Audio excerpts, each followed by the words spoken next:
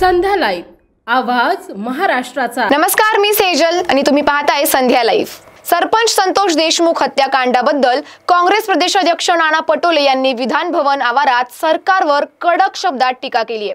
ती टीका काय केली आहे नेमकी ते आपण पाहूया या व्हिडिओच्या माध्यमातून। दुसरं बीड मध्ये ज्या पद्धतीनं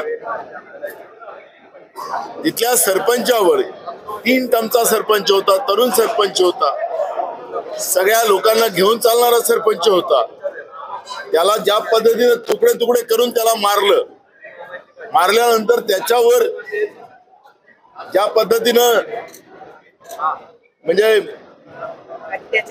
अत्याचार केला गेला, त्याच्यावर नाचले गेले, हे महाराष्ट्रामध्ये होत आहे। पोलिसांना घटना माहिती होती,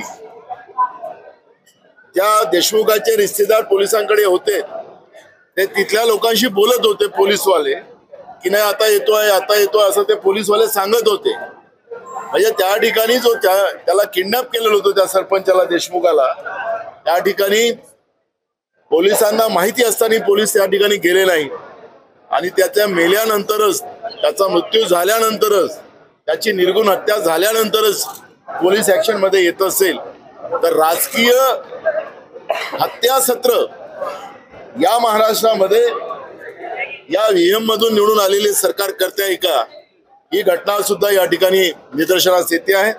त्याचप्रमाणे रवींद्र चव्हाण नावाचे त्यांचे माजी मंत्री आता आमदार, त्यांच्या बंगल्यावर वैभव। अशाच माहितीसाठी आमच्या संध्या लाईव्ह चॅनलला लाईक, शेअर आणि सबस्क्राईब करा।